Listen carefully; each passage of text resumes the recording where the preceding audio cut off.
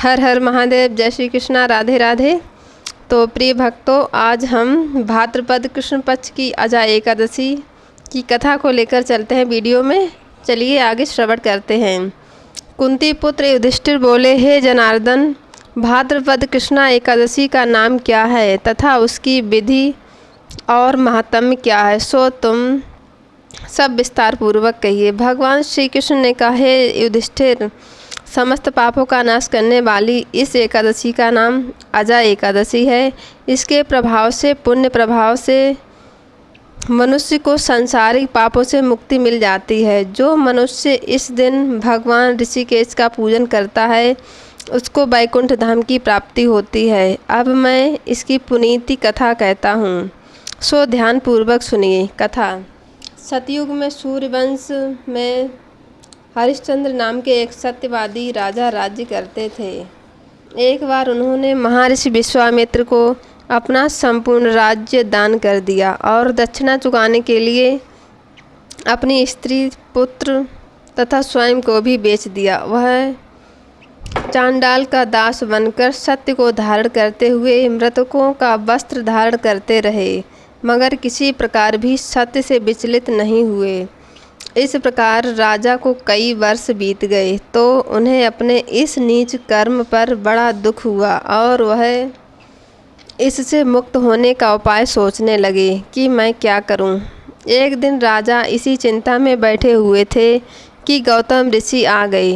राजा ने उनको देखकर प्रणाम किया और अपनी सब दुख भरी गाथा सुनाई। राजा की यह बात सुनकर गौतम ऋषि ने कहा, हे राजन, अब से 7 दिन बाद भाद्रपद कृष्ण पक्ष की अजा एकादशी नाम की एकादशी आएगी। तुम विधि पूर्वक उसका व्रत करो। इस व्रत के पुण्य के प्रभाव से तुम्हारे समस्त पाप नष्ट हो जाएंगे। इतना कहकर गौतम ऋषि अंतर्ध्यान हो गए। राजा ने उनके कथनानुसार एकादशी आने पर विधि पूर्वक व्रत व जागरण किया। उस व्रत के प्रभाव से समस्त पाप नष्ट हो गए। राजा का मृत पुत्र रोहित भी जीवित हो गया। स्वर्ग में बाजे बजने लगे और पुष्पों की वर्षा होने लगी तथा महाराजा हरिश्चंद्र ने अपने पुत्र और स्त्री को वस्त्र और आभूषणों से युक्त देखा। उस व्रत के प्रभाव से उनको पुनः राज्य मिल गया और वह अंत समय में अपने परिवार सहित स्वर्ग को गए। हे राजन, यह सब अजा एकादशी के प्रभाव से ही हुआ। अतः जो मनुष्य विधि पूर्वक इस व्रत को करते हुए रात्रि जागरण करते हैं उनके समस्त पाप नष्ट होकर अंत में वे स्वर्ग लोक को प्राप्त होते हैं।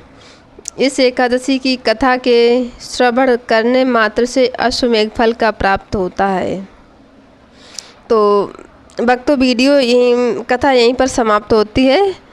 इससे आज एकादशी के व्रत में हमें ओम नमो भगवते वासुदेवाय 12 मंत्र का जाप अवश्य करना चाहिए, कम से कम 108 बार। और इस दिन हमें श्रीमद् भगवत गीता का भी पाठ करना चाहिए। तो वीडियो अच्छी लगे तो लाइक ज़रूर करना, चैनल को भी सब्सक्राइब कर लेना। तब तक के लिए जय श्री कृष्णा। राधे राधे। मिलते हैं आगे वीडियो में।